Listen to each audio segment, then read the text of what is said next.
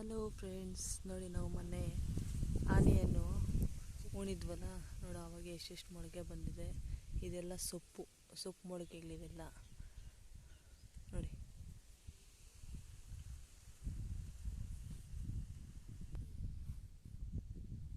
ಇದು ಬೆಂಡೆಕಾಯಿ, ಉಣಿದ್ದ ಬೆಂಡೆಕಾಯಿ ಒಂದು 4-5 ಬೀಜ ಹಾಕಿದ್ದೆ ನೋಡಿ.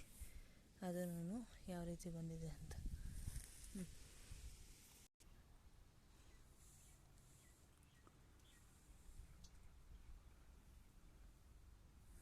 ನೋಡಿ. ಇದು ಸಣ್ಣ ಸಣ್ಣ ಮೊಳಕೆ ಇದೆ ಅಲ್ವಾ, ಇದೆಲ್ಲ ದಂಟು ಸೊಪ್ಪು ಬೀಜಗಳು.